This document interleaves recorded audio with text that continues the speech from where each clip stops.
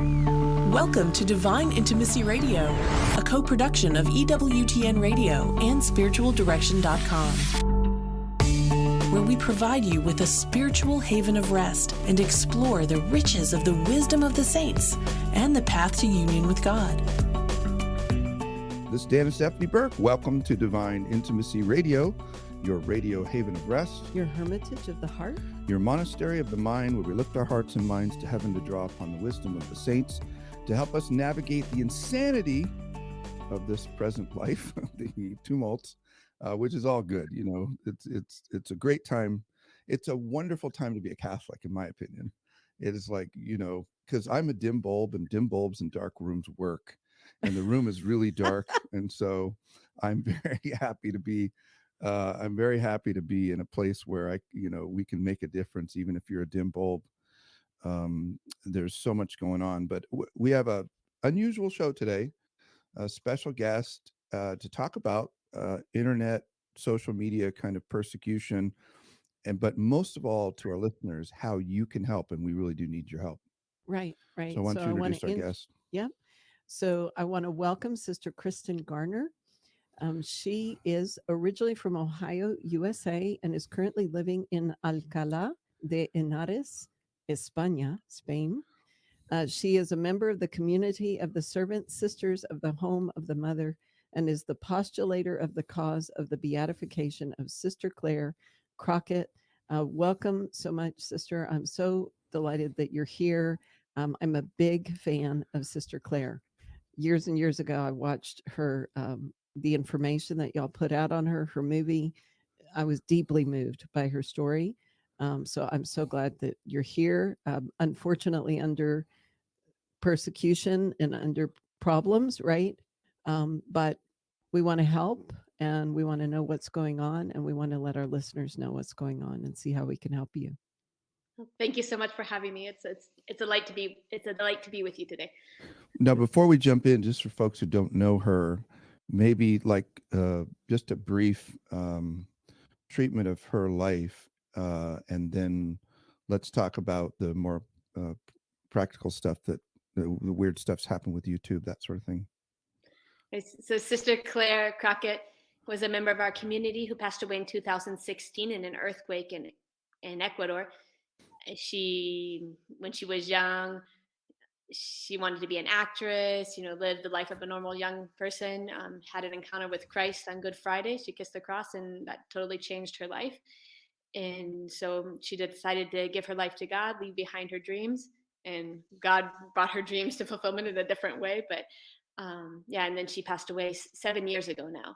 And since her death, her story's been out there touching people all over the world nonstop. And so that's why we made the documentary about her life, which we published in 2018, so 5 years ago. It had been up on YouTube for about 5 years, and it had 2 million views in English. In Spanish, it's still up, thankfully, with 4 million views. So yeah.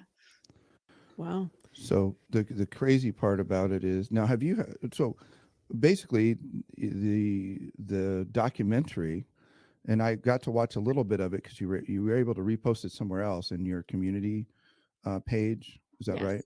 Yeah. And we'll put a link down in the description where people can find the reposting of it. But it was taken down. Tell our viewers what the crazy kind of reason they said they took it down. So it was November 3rd. I was actually waiting in line to get into the U.S. Embassy here in Spain to do some paperwork, and one of the sisters called me, and they're like, the player on Sister Claire's website with the documentary is saying the video has been deleted. Like, what's up with that? I was like, what? And so then I said, well, check the YouTube channel. I gave her on the phone the password and the information so she could log in. She's like, yeah, the channel, it just doesn't exist. It's not there anymore on the list of channels. And I was like, can you check the email to see if they gave us a reason? I'm starting to get a little bit nervous here. I was like, what's going on? Finally, we found in the spam folder a message from YouTube saying that the channel had been removed, totally eliminated, for scam, fraud, and disobeying their policies, basically. Yeah, and so what's fascinating about that is I see, I'm out on YouTube and I see all these,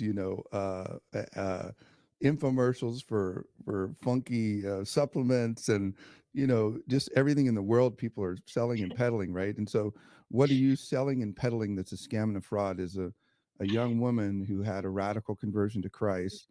And I didn't get to watch the whole documentary, and Stephanie said she I watched did. it a few I years ago. did. I Does it watched have it. any like controversial alphabet soup sort of, what I mean, stuff in it that would make them want to take it down? I don't see any of that.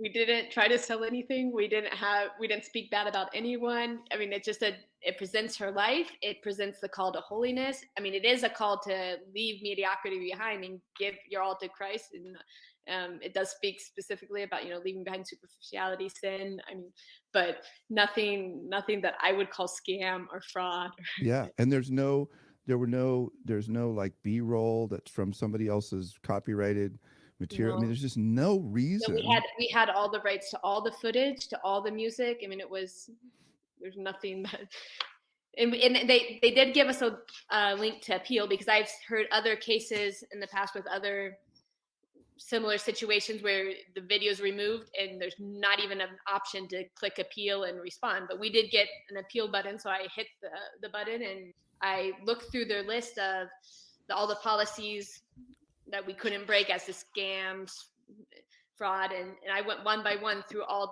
the list, saying that why we hadn't violated any of those norms. Because some of them are like, oh, you have a deceptive title that you announce one thing and the video is really something else, or you have a link in the description that leads to another website that's sells something that you don't. I don't know, but we didn't do any of that. So I put the list, and they responded in about like 12 hours. 12 hours later, they responded saying that they had looked at the video again and that we had indeed Mm. Okay. disobeyed their norms, and that the channel was going to remain deleted. So why do you think they deleted it? What do you think is behind the motivation here? So 2 years before, the entire channel hadn't been deleted, but specifically Sister Claire's film had been deleted. Wow. And we appealed, and 30 minutes later it was back up. So I do think there is something behind specifically Sister Claire's film. I don't know if it's just people that don't like it, and that who get a team of people together to hit the button that says, I don't like it, report Oh this video yeah. for spam. And so if you get 1,000 people to hit that button in an Uh, hour's span of time, maybe that's why they consider it spam. That's what I think it could be. Or it's true that we also had another video on the channel, which was the testimony of the conversion of a Muslim. It's a Muslim convert named Mario ah. Joseph from India. And that video specifically did have lots of comments, even recent comments. It's a video we published 10 years ago, but it continued to have a lot of views and lots of comments of people who were quite upset about the conversion of this Muslim. So I don't know. I don't know which of the two videos was more um, Inflammatory. disturbing Or Right. to to. them, yeah, whatever. But the other one was never deleted. It was only Sister No, Claire's, Sister right? Claire's had been deleted Yeah. 2 years before for the same motive, and we appealed, and it was brought back up. But this time, Was the Muslim conversion deleted as well? yes, yes, yes. Yeah, I mean, Oh, I okay. suspect that's Okay. it. People just gang complaining, if you will. Hmm. Yeah, that makes sense. Well, yeah, and But knowing in her that case, story. Yeah, go YouTube ahead. should look at the reasons and see if it does Sure. break their Sure. norms. I don't. Yeah, yeah. I think that assumes that there's reasonable people using reason to make Behind the, decisions, yeah, right, using intelligence, right, right? Right. yeah. So what can be so right now it's down, is that correct? At Okay. least there, but we'll put a link in the description though. I got it from Robert Nugent, which is where I heard the Irish commentator, which I heard Sister first. It's up in their community website. So if you go to the link in this video, once it's published, then you'll see. What can we put that out on EWTN's Facebook page, Jordan? He put the link out there. So Great. if you're watching live streaming through EWTN's Facebook page, you can see the link in the comments to get to the documentary video now. Okay. Okay. Is there any way to recover the channel? Because I let all these people that know something about technology and the social media world make those decisions, but I don't I don't know how it works. Is this kind of just like, well, we just need to redirect people over here? Or is there anything that we can do to help get the channel up for you or what? We contacted several Catholic media people that we knew the same thing had happened to them. One was EWTN in Poland a few years ago. The same thing happened to them, and they basically told us you just need to get the word out, because once about 100 news articles were published, the channel was returned. So we're hoping Yeah. that the more we get the news out, the sooner they'll get it back to us. But Yeah. Well- So as soon as I heard about it, I sent it to our EWTN friends and EWTN News, and sister said she saw a piece from CNA, Catholic Okay. News Agency, Yeah, great. go up. So that's really That's one that's way. the way that's Yeah. the way we can help. Yeah. Yeah. And then I think the other way is for any of our listeners to share this on their social media. Yeah. This particular, get the word out, go to your site, share the story of Sister Claire, because we want, like one of the questions I have is why is it matter for this video about her life to in terms of her cause? Why is it so important that this video get out and as many people as possible see it and know about Sister Claire? so now, for Sister Claire's cause, a study is being done to see if there's fame of holiness. And we've already received the Neil Opstedt from Rome. The diocese here in Spain is studying her fame of holiness. So the more the word gets out and the more people share how they've been touched about Sister Claire, the more fame of holiness there is, and her cause goes forward. Though, I mean, I think obviously that the fact that her video is being attacked so much is it's obvious that somebody out there doesn't want this to be spreading around. But so the website we can send people to as we conclude our segment is sisterclaire.com. Is that the best place where people go to get the update on her yes, beatification process? yes, exactly. Well, we're so grateful, Sister Kristen, for you being with us this morning, telling us about this saga. And we're hopeful that this helps to get the word out. Share it on your social media. Let people know, because the more you share it, the more potential other media outlets will pick it up, and then maybe it can help get it recovered. And also pray. I mean, that's the most power.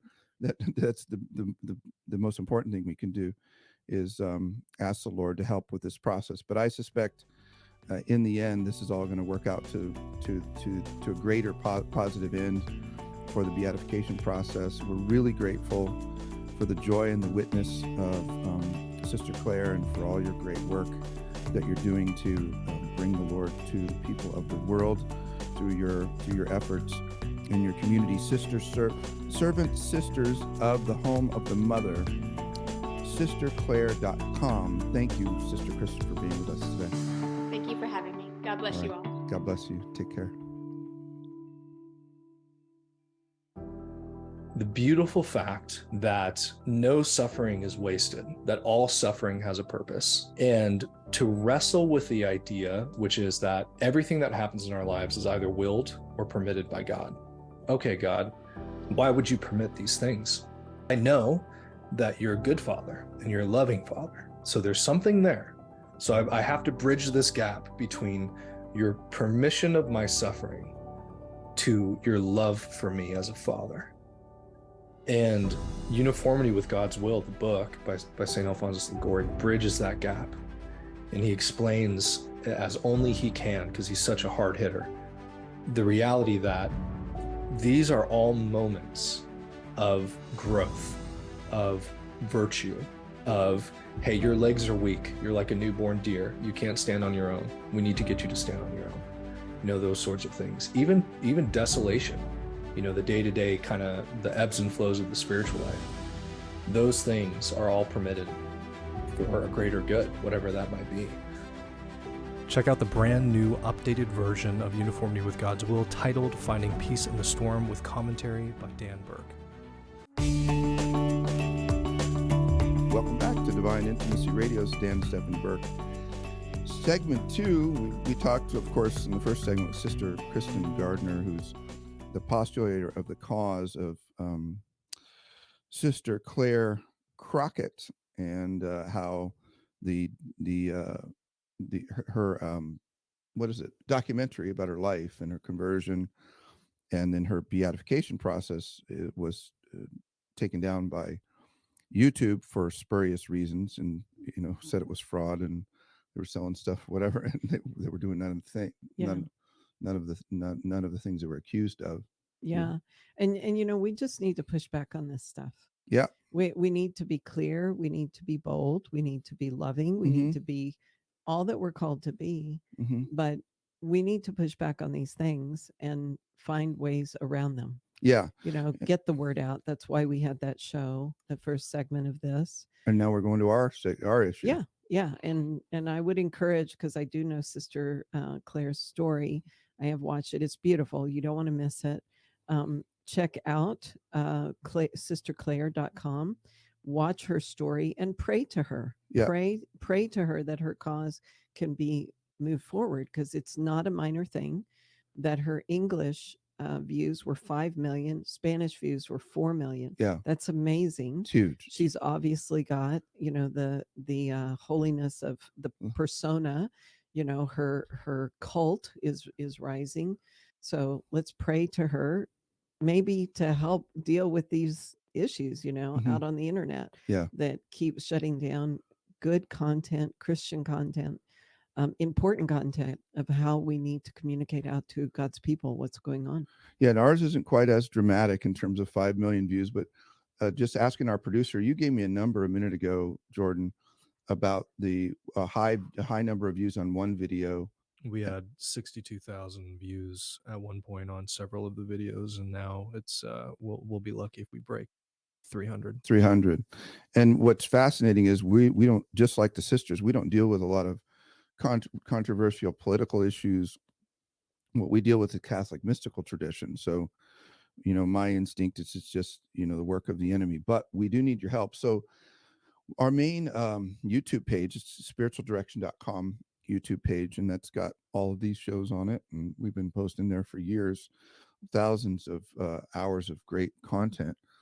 What we've decided to do to try to reboot the effort and figure out ways around this challenge, and wanted to invite you to help us out, is start a new page. We're not getting rid of the old one. We're going to keep posting there, but a new one called Dan Burke, The Way of Contemplation.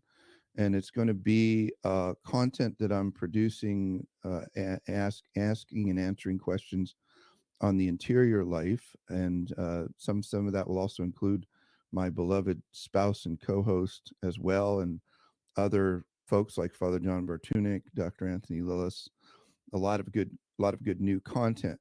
But what I'd be grateful for you to do is help us get the word out to try to break this barrier and get to where our views and distribution are back up. And we're also looking at other, channels and means to get the word out as well. But head out and do that search at Dan Burke, The Way of Contemplation. And when you go out there, the way you can help is subscribe, which tells YouTube you're interested in it, and then comment, which affects the algorithms. Jordan, do you want to explain? And by the way, this is for all Catholics who care about good content on social media. How is it that these companies determine that your content is interesting and automatically rise it up to the top in searches and that sort of thing, so that good Catholics know, here's what I can do to help, like the Sister Claire situation or our situation? Basically, it's not enough just to watch a video. If you subscribe, that helps the algorithm. Liking the video, sharing the video, that's huge. Commenting on the video, basically interacting, and every interaction tells these different platforms that this is content that I want to see. And it allows the algorithm, which is generally unmanned, it's Automatic. it's pretty automatic. You have to help the algorithm recognize that this is content that I want to see and that others want to see. Otherwise, you can subscribe, and if you don't interact, you may not see anything. So how little or a lot do people need to interact? Can they just put, yeah, I agree, or great, or anything helps? Any comment like that, a thumbs up or Yeah. sharing, that sort of thing. Head out to Dan Burke, The Way of Contemplation, spiritualdirection.com as well, that YouTube page, and you're going to find all kinds of great stuff. I had just to switch over to a Q&A thing that we can post for people. I had a question that was asked to me here at the retreat house recently that we can address, and that we'll post this up on one or both of the places. But somebody asked me, how important is it that we know where we're at in the spiritual life, like in the purgative, illuminative, and unitive ways? Is it important at all? And what does let's say Teresa of Avila, John of the Cross, teach about those phases? Why did they spend time delineated, including Thomas Aquinas and St. Catherine of Siena and St. Francis de Sales? Why did they spend time delineating phases of spiritual growth? It seems like it'd be pretty important. Well, I think the first thing that comes to mind is an understanding that the spiritual life is not a straight line trajectory. Mm-hmm. I was just discussing this with the directee the other day because they were concerned where they would, kind of make a surge forward, doing really well, and then they'd fall back, and it was kind of this they felt like a tug of war of like, why did this happen to me? I thought I was doing better. I thought I was past these kind of things. And we were working through that. And so what I did is I described it as, rather than a linear line from the purgative to the unitive, it's a little bit like if you throw spaghetti on the wall, and it's a little bit of up and down and up and down and back and forth. Mm-hmm. But what you want to know is the overall trajectory. Are you continuing to move forward? If you took a ratio or a percentage of the movement, is it an upward movement towards greater union with the Lord, less sin, growth in virtue, more prayer, more self-giving, more self-denial, all of that, right? Yeah, so I would agree. I mean, the first and most important concern is, are you generally making progress, even if there's a wavy up and down? The only thing to clarify on the spaghetti thing is, so the purgative, illuminative, and unitive ways can be relatively compared to like childhood, adolescence, and adulthood, in our psychological, physiological development cycle. So you can't be a child and an adult at the same time. Right. But in the little twists and turns in those phases, which can be decades long, you'll go up and down and back and forward in your progress, just because that's our brokenness, and that's the way even God teaches us, right? So one, trajectory is the most important thing. Are you increasing in love?